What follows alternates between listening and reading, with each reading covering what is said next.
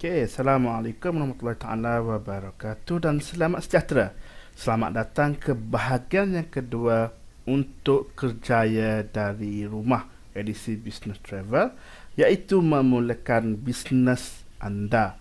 Okay, di dalam bahagian ini anda akan pelajari bagaimana anda dapat memulakan perniagaan anda dari bawah dan pada masa yang sama dapat membina bisnes anda dengan kos yang paling minimum mungkin.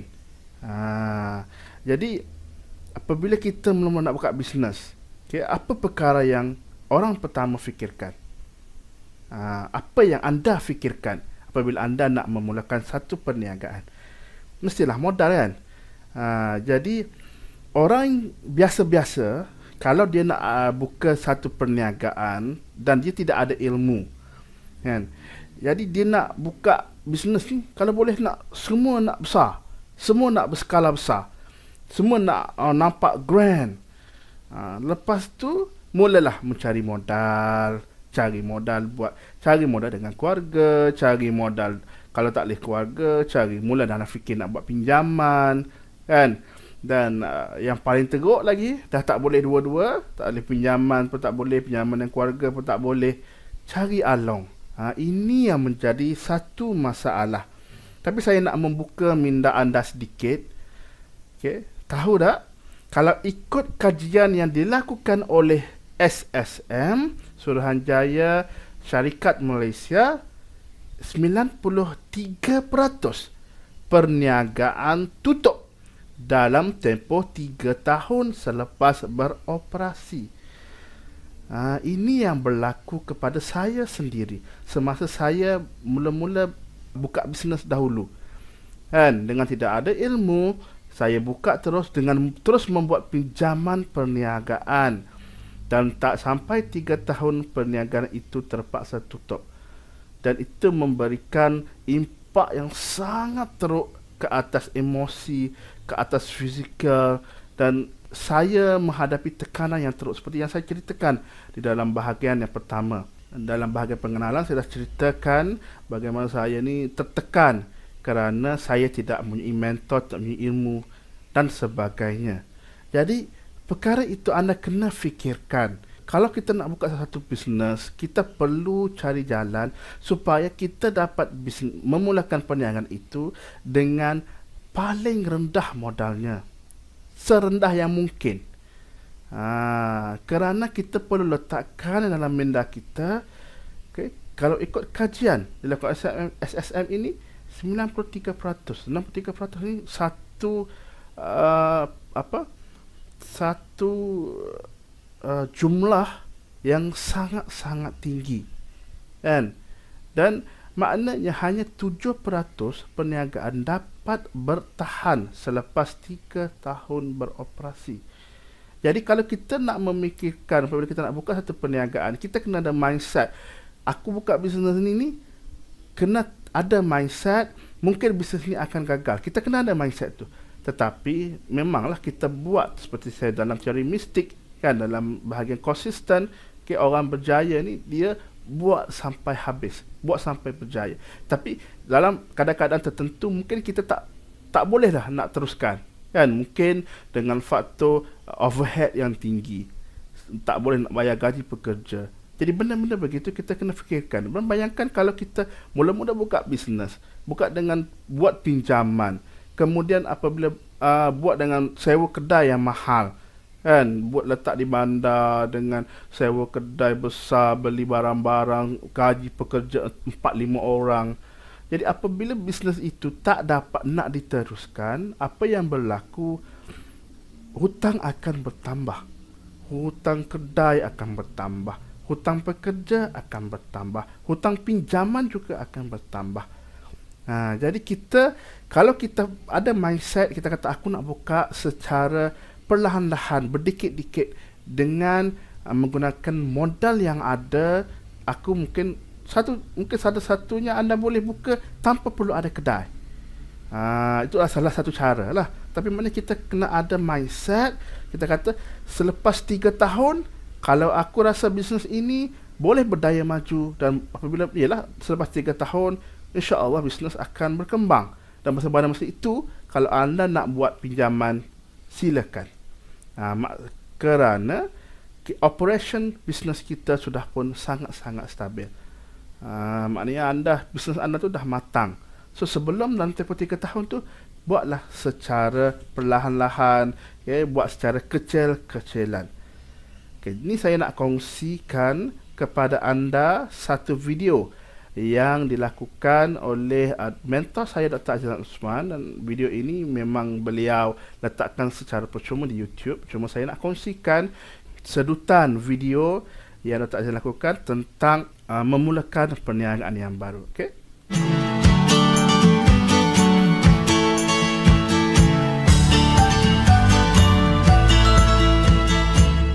Assalamualaikum warahmatullahi wabarakatuh. Anda sedang menonton program Tanya Dr. Azizan. Saya diutarakan dengan soalan yang berkaitan dengan, saya akan menjawab soalan-soalan berkaitan dengan pemasaran, berkaitan dengan perniagaan, berkaitan dengan pembangunan diri, potensi diri, dan kita ada banyak siri. Ini salah satu daripada siri yang anda sedang menonton ni. Jadi kita ada beberapa soalan yang kita dah pilih. Soalan yang mungkin boleh membantu ramai orang untuk memahami tentang bagaimana nak membina perniagaan.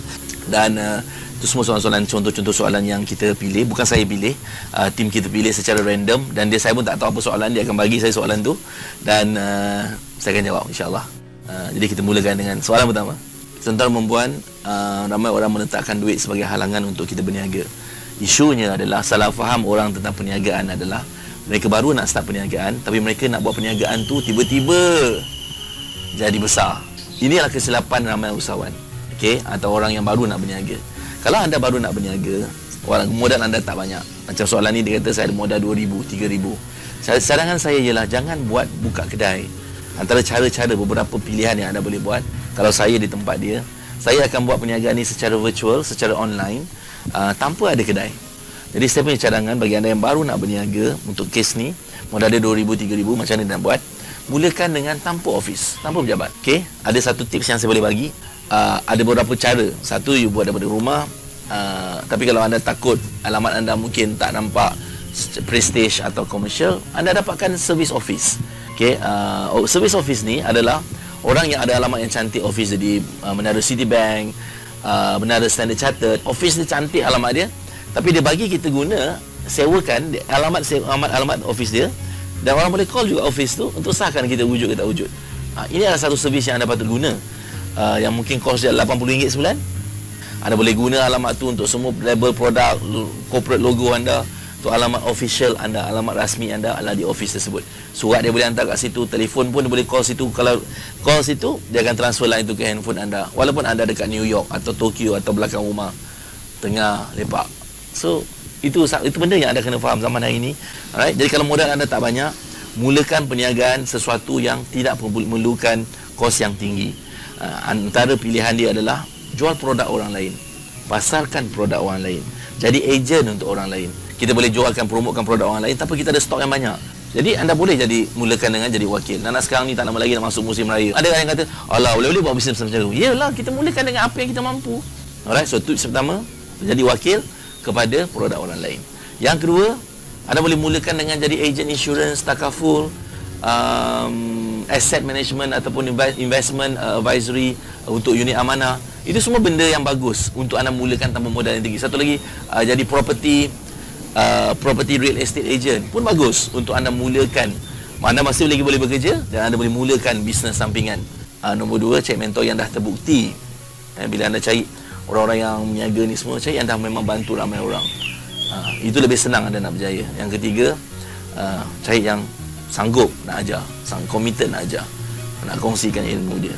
Alright, so itu nasihat saya kepada yang bertanya. Puan Haslina Miss Wan, itu jawapan untuk anda, Puan Haslina Miss Wan. Anda tanya soalan ni di Facebook minggu lepas, dan itulah jawapan saya. Alright, saya harap anda dapat poin sesuatu di situ. Soalan seterusnya, soalannya disamrikan, disimpulkan, boleh berbunyi macam ni. Dalam perniagaan dia kata kita patut consider untung rugi, atau kita nak consider benda tu berisiko tapi kita nak buat terus. Jawapan dia macam ni. Dalam soalan pertama yang perlu kita faham ialah tentang pemilihan produk atau perniagaan. Daripada segi memahami betul-betul tentang apakah kebaikan produk tersebut, bukan sekadar produk, dan apakah potensi pasaran produk tersebut. Ini benda yang ramai orang tak fikir bila dia mulakan perniagaan. Kita kena tahu kita nak jual satu produk ni, siapa pesaing kita, kat mana pasaran yang kita nak jual, apa masalah yang kita boleh bantu selesaikan. Jadi isu tentang untung rugi atau nak pilih cara selamat sebenarnya tak timbul, sebab saya memang mencadangkan orang bermula dengan perniagaan online. Kalau tak pernah berniaga, mulakan melalui Facebook, mulakan melalui blog. Saya memang suka orang berniaga memulakan daripada online sebab kos dia rendah. Jadi bila kos rendah, risiko dia pun rendah. Tapi kalau kos dia tinggi, nak buka kedai baru dia nak berniaga, kos tinggi, risiko dia pun tinggi. Mulakan dengan online. Sebab daripada online tu kalau kita buat dengan baik, kalau ada ilmu, ada anak murid saya yang buat RM30,000 sebulan, RM60,000, RM100,000 sebulan, RM150,000, RM400,000 sebulan melalui online business saja. Jadi penting sangat untuk faham. Memang kita nak fikir untung ke rugi ke, nak slow ke. Mula-mula sebenarnya bukan tu. Yes, kita nak tahu, tapi mula-mula buat secara online. Kalau boleh buat bukan produk kita dulu, produk orang lain. Itu satu cara untuk kita mulakan perniagaan yang risikonya tak tinggi langsung, kan? Tapi potensi dia adalah besar. So cadangan saya, mulakan dengan untung dulu. Fikir untung. Of course penting fikir untung. Adakah kita nak berniaga ni untung? Adakah dia akan buat kita buat duit sebelum kita mulakan perniagaan? Itu apa yang saya selalu ajar dalam kelas-kelas saya, especially kelas-kelas marketing. Alright? So itu cadangan saya. Soalan ni adalah berkaitan dengan network marketing. Adakah dia bisnes yang betul ataupun dia scam?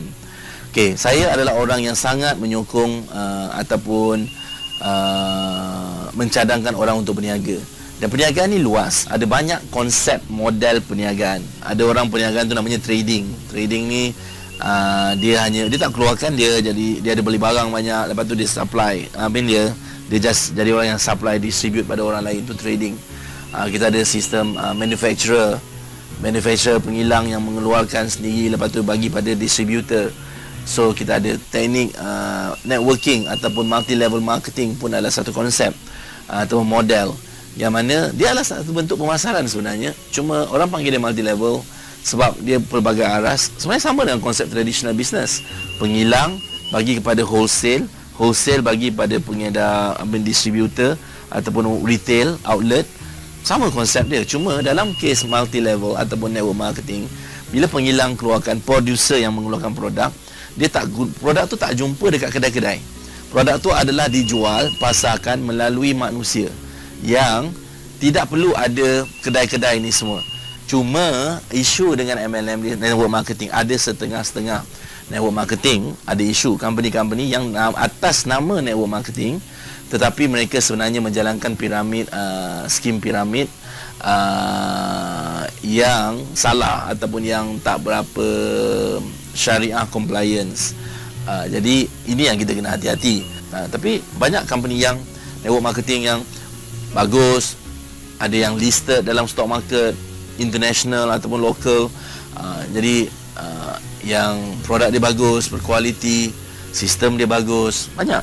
Dan ada orang kata buat business networking boleh jadi jutawan. Memang boleh, ramai saya jumpa juga yang buat network marketing business boleh jadi jutawan. Dan memang modal nak mulakan dia tak perlu besar.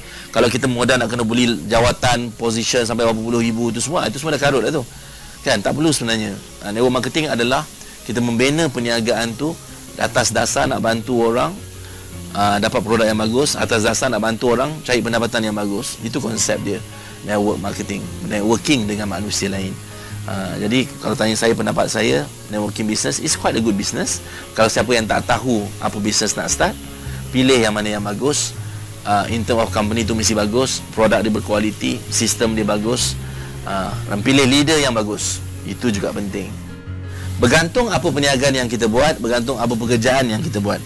Kalau kita adalah doktor yang standby 24 jam, memang susah sikit lah untuk kita buat perniagaan yang memerlukan kedai yang kita perlu jaga. Jadi sebab tu, cara memulakan perniagaan bagi orang yang bekerja, sentiasa yang mudahnya adalah sama ada kita buat sesuatu yang sambil lalu Tapi ada juga bisnes, cara bisnes yang perlukan sedikit masa. Contoh, online bisnes. Melalui Facebook, melalui blog. Itu semua cara yang paling cepat untuk anda mulakan perniagaan bagi yang berkejaya. Bisnes yang boleh berjalan sendiri, bukanlah 100%, tapi sebahagiannya boleh berjalan sendiri. Mulakan dulu yang penting. Mulakan dulu, nampak sedikit hasil. Bila dah mulakan, nampak sedikit hasil, konsisten, dan dia faham. Kalau aku buat sikit ni dah nampak hasil, bayangkan aku buat banyak. Dan hasil dia lebih banyak. Tapi apa-apa pun kunci dia terletak pada ilmu. Ada ramai orang berniaga, ada ilmu yang anak murid saya ramai yang kita ajar, ada ilmu berniaga yang dia tak perlu pergi kedai kita. Dia tak perlu pergi kerja susah payah, dia tak perlu pergi tengok banyak sangat masa. Dia ada sistem untuk uruskan bisnes dia. So ini benda yang kita belajar. Itu jawapan saya. Bagaimana nak meningkatkan kepercayaan orang ramai membeli, terutamanya dalam online? Ini ada dua cara. Satu cara yang pertama dipanggil sebagai faktor masa. Faktor masa ni kita perlukan masa untuk kita bagi perkhidmatan kita, deliver services kita ni ambil masa. Tapi dengan masa yang kita ada ni, bila orang puas hati dengan kita, ni tadi, kita mesti ambil gambar dia atau video dia dan gunakan dia pula untuk cara yang kedua.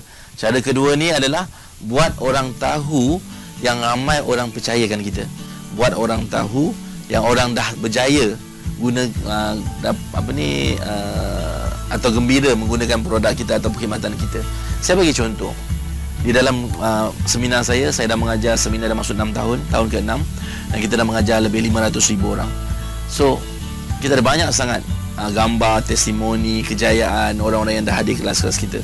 Itu semua yang kita gunakan untuk share dengan orang, untuk orang tahu kredibiliti kita adalah terletak pada result yang kita hasilkan. Jadi, kita share dengan orang tentang testimonial, kisah kejayaan orang-orang yang telah hadir program kita. Akan ada yang percaya, akan ada yang tak percaya. It's okay. Hidup tu memang macam tu. Ada putih, ada hitam, ada langit, ada bumi, ada bawah, ada atas, ada kanan, ada kiri. So it's okay. Itu pilihan dia. Kerja kita apa? Kerja kita adalah menyampaikan. So itu adalah 10 soalan yang saya pilih untuk kali ini. Saya harap anda dapat sesuatu daripada siri kita tanya Dr. Azizan. Anda boleh hantar ke tanyaazizan@richworks.com.my. Soalan yang saya terima adalah soalan berkaitan dengan perniagaan, soalan berkaitan dengan pemasaran, berkaitan dengan jualan, soalan berkaitan dengan kejayaan kewangan, kejayaan diri, soalan-soalan yang macam tu. Tanya soalan yang boleh mengubah hidup anda. Dan tolong tanya soalan tu dengan jelas. Bagi tahu nama anda, dari mana, apa soalan anda. Kalau soalan tu bisnes, explain dulu bisnes anda ni buat apa. Buat simplify, apa soalan dia, point form 1, 2, 3.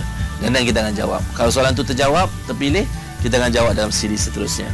Alright, so terima kasih banyak. Assalamualaikum. Wabillahi taufiq wal hidayah. Wassalamualaikum warahmatullahi taala wabarakatuh.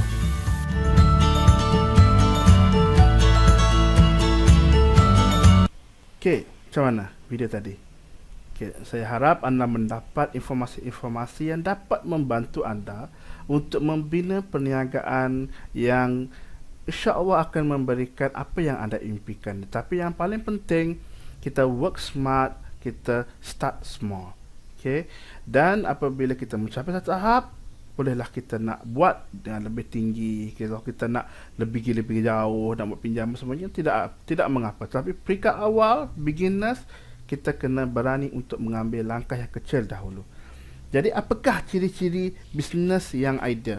Kalau mengikut daripada Puan Ainun Ahmad, CEO PTS, beliau ada memberikan beberapa guideline bagaimana kita nak membuka perniagaan. Okey, yang pertama, margin keuntungannya kecil tapi berpanjangan. Kalau Puan Ainun sebut kepada saya, ia macam satu perumpamaan. Kita tengok sungai itu. Jadi sungai itu apabila margin keuntungan kecil tetapi berpanjangan. Kira untung kita kecil tak apa, tetapi berpanjangan. Dan itu adalah salah satu konsep travel business yang saya akan tunjukkan kepada anda nanti. Kerana sebelum ini, saya dapat contoh komisen apabila saya menghantar orang untuk pergi umrah, saya dapat RM1,000 seorang apabila saya bawa, dan itu hanya sekali sahaja. Tetapi model business travel yang akan saya tunjukkan kepada anda nanti, dia memberikan pendapatan tak banyak, okey, pada peringkat permulaan, tetapi pendapatan yang anda akan dapat adalah berterusan sepanjang hayat. Itulah dinamakan pendapatan pasif.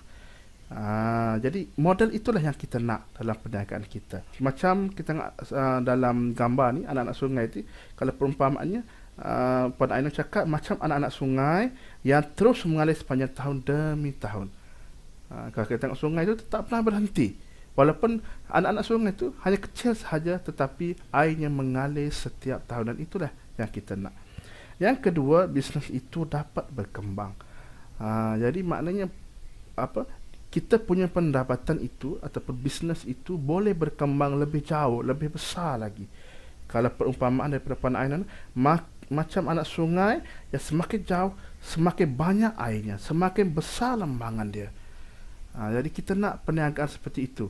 Jadi ada potensi untuk pergi lebih jauh, pergi lebih tinggi, mendapat pendapatan lebih banyak. Dan itulah yang kita nak. Dan yang ketiga, ia dapat mencipta peluang-peluang bisnes baru. Kalau kita tengok sungai juga, apabila sungai-sungai ni, apabila dia mengalir, dia akan bertembung, dia akan bertemu dengan anak-anak sungai yang lain. Dan semakin lama, semakin besar tadahan air sungai itu. Jadi kita nak begitulah. Kan, perniagaan kita ni bukan hanya kita fokus jangka masa pendek, tetapi kita fokus on future, long term plan untuk perniagaan kita tu. Masa kita pilih bisnes yang kita nak ceburi tu, jadi kita jangan lihat pada income yang kecil. Okay, kalau kita nak pilih tu, kita kata perniagaan ni income dia kecil lah, tak nak lah. Okay, perniagaan ni banyaknya dapat, kan? Tapi one shot sahaja. Jadi pendapat saya, lebih baik kita fokus on pendapatan bisnes yang dapat berikan pendapatan yang kecil tetapi berpanjangan, okay, berbanding dengan pendapatan besar tapi one shot sahaja. Memang kita rasa pada mulanya kita rasa macam tak padan lah dengan kerja, kan. Tapi lama kelamaan apabila anda membina bisnes yang seperti ini, anda akan nampak pendapatan anda akan bertambah dan kerja anda akan bertambah kurang.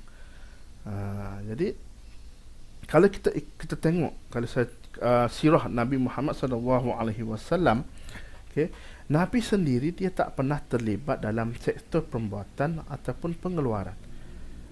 Kalau daripada rekod sejarah atau sirah, okay, Nabi berdagang, antara dagangan Nabi adalah gandum. Jadi Nabi tak tanam pokok gandum, kan. Nabi juga tak buat roti, Nabi tak buat kuih, Nabi tak buat biskut dan sebagainya. Maknanya benda-benda yang dibuat daripada gandum itu, Nabi tak fokus on end product, Nabi tak fokus kepada peringkat pembuatan, penanaman dan sebagainya, tapi Nabi fokus on produk yang sudah siap, tetapi Nabi pergi membuka pasaran baru. Jadi Nabi ambil gandum di negeri-negeri lain yang menghasilkan gandum dan Nabi pasarkan di kota Mekah. Ini kerana gandum adalah bahan pengantara ataupun intermediate good. Okay, sebab itulah di dalam bisnes travel yang saya akan terangkan kepada anda sekejap lagi, bisnes itu bukanlah kita, sebab tu saya lebih suka, okay, kepada bisnes yang kita tidak perlu fokus kepada perkara-perkara teknikal. Seperti kalau kita kata nak kena uruskan penerbangan, nak kena uruskan jadual dia, nak kena uruskan tour guide dia, kan, untuk industri pelancongan ni. Jadi kita cari pelanggan dan biar orang lain yang buat perkara yang terakhir tu. Kita nak menjadi orang tengah sahaja. Jadi dalam bisnes travel yang akan saya kongsikan kepada anda ini, ia adalah satu konsep perniagaan yang dapat memberikan pendapatan kepada anda sebagai agent, tetapi pendapatan itu adalah pendapatan yang pasif kepada anda dan keluarga anda. Okay, mungkin anda ada persoalan di dalam diri anda, kan? Kalau anda sedang makan gaji sekarang ni, mungkinlah anda masih kerja, jadi mungkin anda nak memulakan bisnes travel. Tapi anda mungkin ada sedikit takut kalau dia apabila anda mula, kan, kalau anda berhenti kerja, mungkin perniagaan itu mungkin anda ada masalah dengan perniagaan tu, dan mungkin anda dah lah hilang kerja, lepas tu bisnes pula tak tahu ke mana. So apa yang anda boleh buat? Okey. Oleh itu saya nak kongsikan kepada anda satu video yang dapat menerangkan kepada kita bagaimana untuk kita dapat masih lagi kerja, buat apa yang kita sedang buat sekarang, dan pada masa yang sama membina satu lagi perniagaan secara sambilan. Jadi saya nak kongsikan video ini kepada anda yang bernama The Parable Pipeline. Okay? Selamat menonton.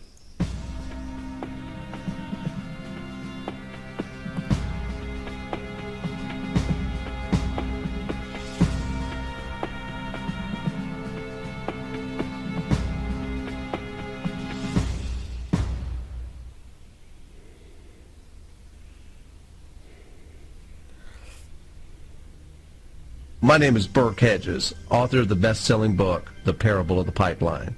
I open my book with a story about Pablo and Bruno, who take two very different paths in their quest for financial independence. What you're about to see is the delightful animated story of their adventure. So, sit back, relax, and enjoy the life-changing lessons in The Parable of the Pipeline.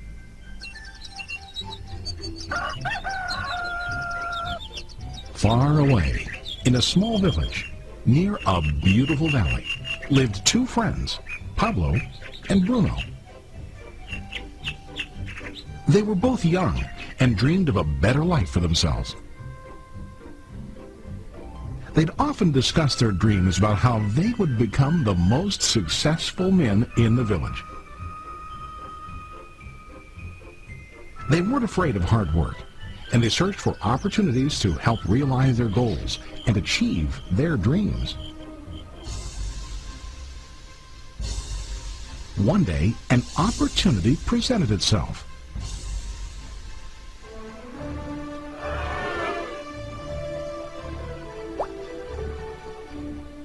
The mayor of the village decided to hire two people to bring water from a spring up on the mountain, across the valley, back down to the village. They were to be paid based on the amount of water delivered to the village. Bruno and Pablo enthusiastically got to work. Every day, from morning till evening, they carried buckets to and from the spring. They worked hard, carrying water to the village. In the evening, they'd return home with their day's wages.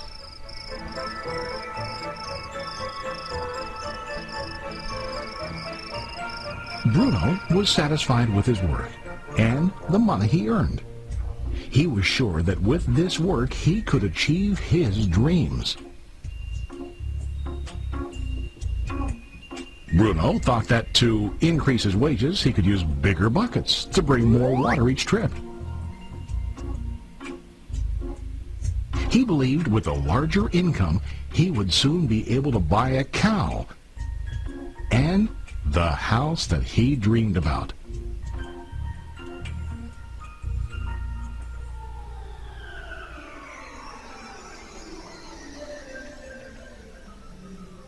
Now Pablo was not satisfied.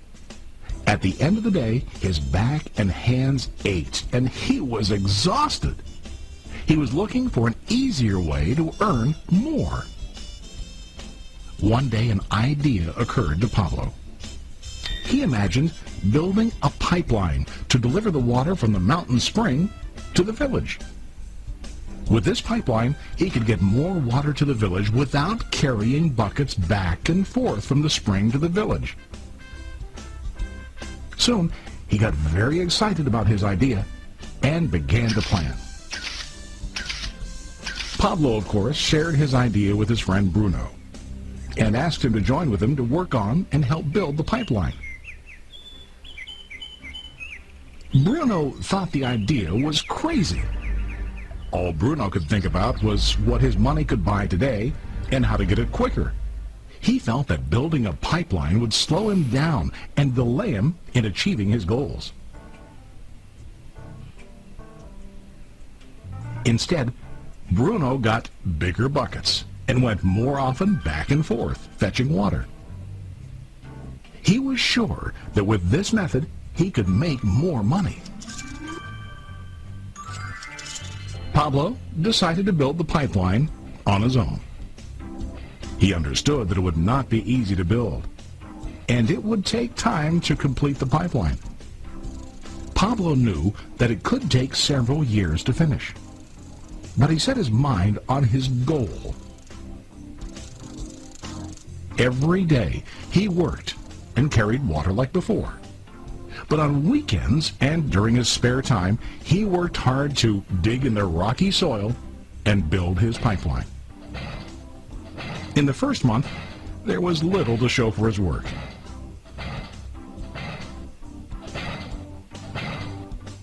Bruno and the villagers laughed and teased him.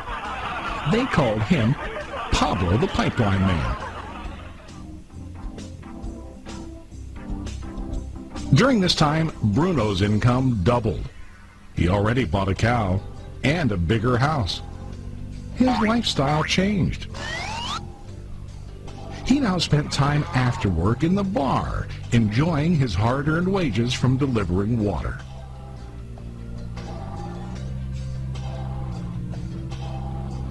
What Bruno didn't realize was that his body was starting to stoop from carrying heavy buckets every day.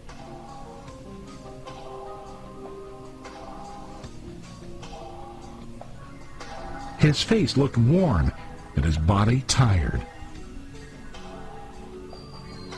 Soon, he began to carry less and less water due to the wear and tear on his body.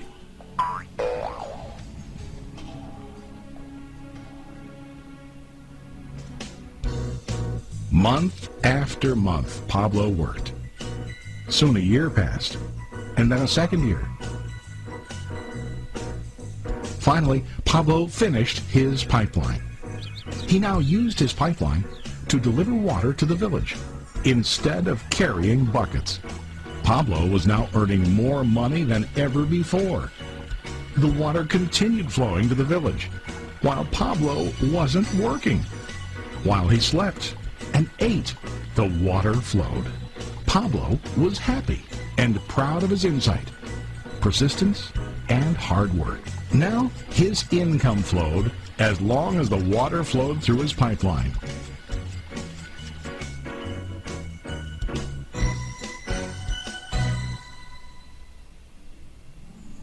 The story of Bruno and Pablo is a reflection of life. Their jobs symbolize what most people do to earn money. Bruno gets his money using buckets. He goes back and forth, carrying his buckets from the spring to the village in exchange for money. To increase his income, he either has to go more frequently to the spring or to use larger buckets. It's common in real life to increase our income by working harder. For example, working overtime or getting a second job. We also increase the size of our buckets by accepting a higher paying position, which often includes spending more time on the job. Most of us exchange time for money like Bruno. We know that every person has only 24 hours in the day and that it's not possible to use all our time to work. The most difficult time comes when we can no longer exchange time for money due to age, health, or other reasons. Then, our income stops. Now let's review what Pablo did. Very wisely, Pablo did not exchange all of his time for a limited income, but he used some of his time to build a pipeline. He knew that the pipeline would bring ongoing income as long as the water flowed. An ongoing income that multiplied the time he worked each day. Pablo knew that someday, maybe because of age or health, he would no longer be able to exchange his available time for money. Pablo knew that if he could make his idea of a pipeline work, then he only has to do the hard work of building the pipeline. After the pipeline was completed, Pablo was able to monitor and maintain the flow of water to ensure that his income will continue. Pablo has shown us that to earn an income, we don't always have to directly exchange time for money. There really are better ways. How about you? Are you still like Bruno, who directly exchanges time for money? Or do you want to be like Pablo, building and maintaining a pipeline for ongoing income? If you are interested in the idea of building your own pipeline, contact the person who lent you this presentation. You can...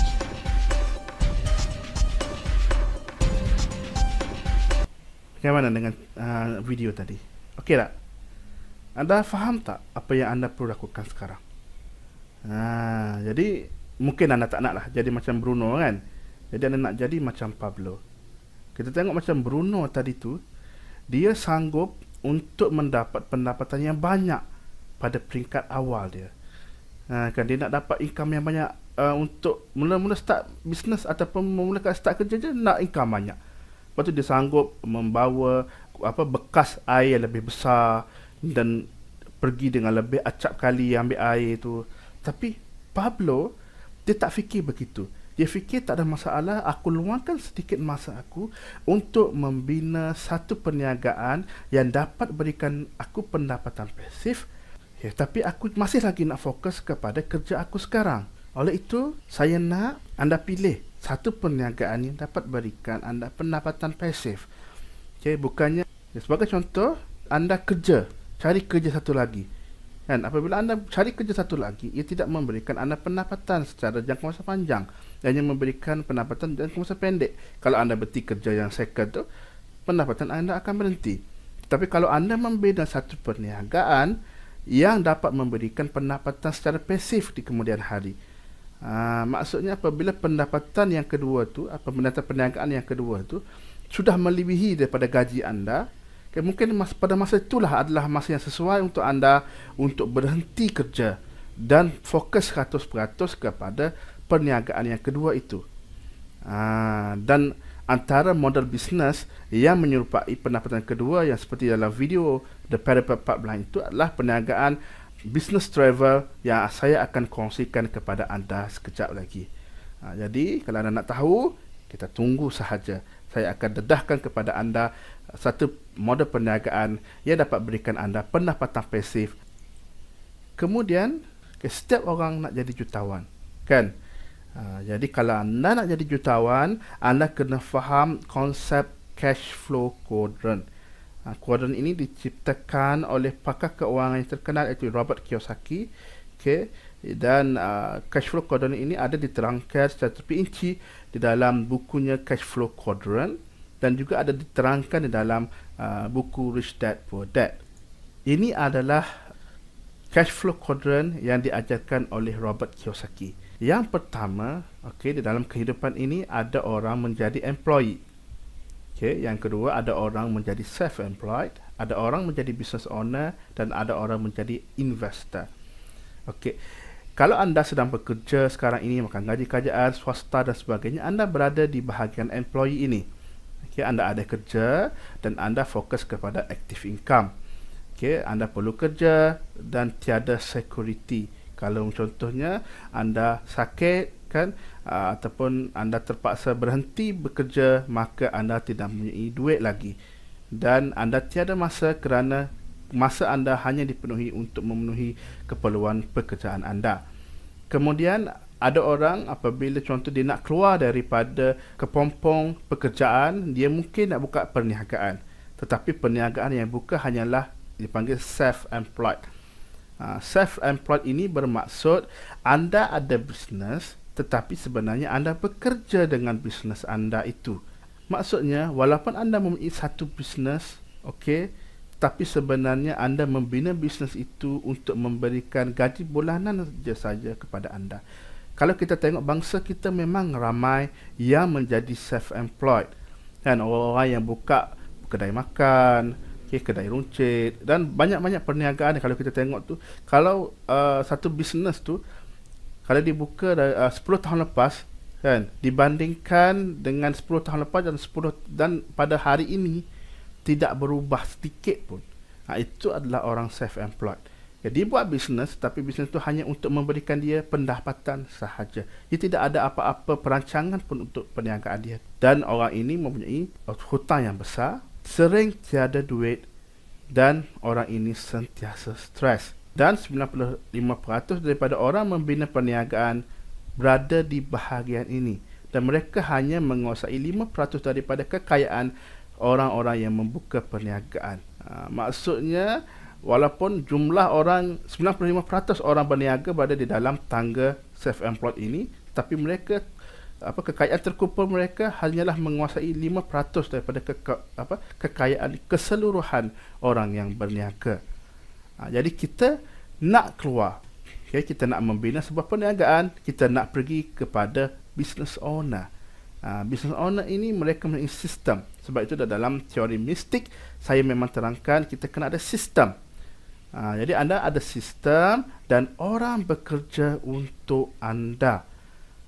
Dan perniagaan ini menghasilkan pendapatan pasif dan anda mempunyai kerja yang senang, anda ada kestabilan, anda ada banyak masa. Jadi inilah bisnes yang akan saya kongsikan kepada anda sekejap lagi. Tetapi orang yang hebat, yang betul-betul hebat ialah orang yang menjadi investor, iaitu duit bekerja untuk anda ataupun seorang pelabur. Pelabur ini mereka tidak mempunyai hutang. Mereka mempunyai kebebasan keuangan. Mereka ada banyak wang.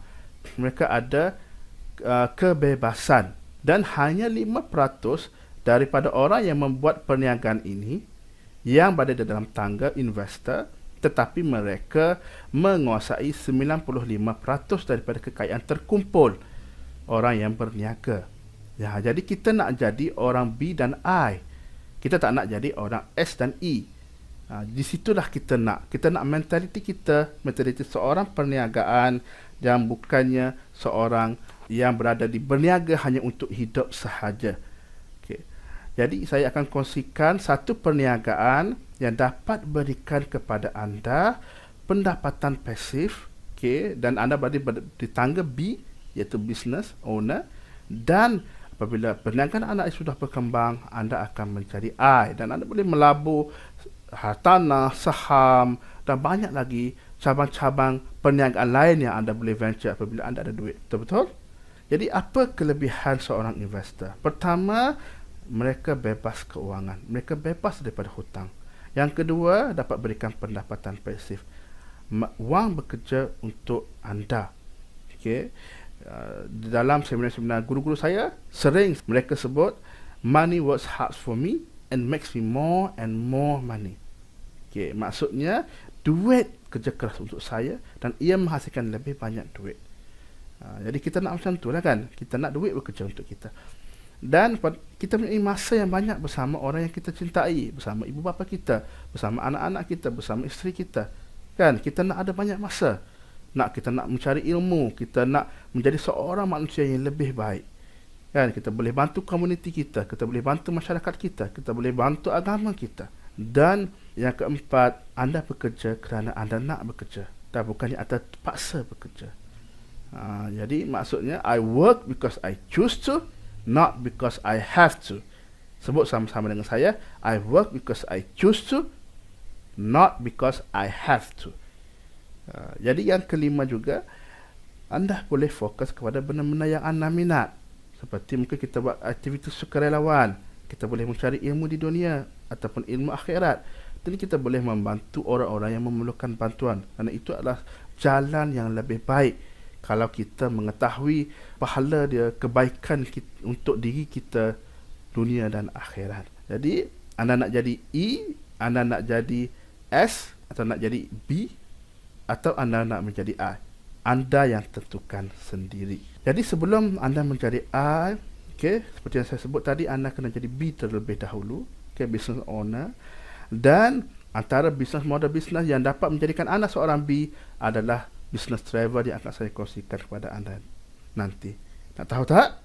Okey, nantikan pada bahagian yang ketiga, saya akan dedahkan potensi business travel yang tidak ramai lagi orang ketahui. Okey, setakat itu saja untuk bahagian yang kedua. Okey, nantikan pada bahagian yang ketiga. Okey, saya dah baca dengan business travel. Okey, saya nak anda review dahulu kandungan untuk bahagian yang kedua ini. Kalau ada apa-apa bahagian yang tak faham, anda boleh tanya saya.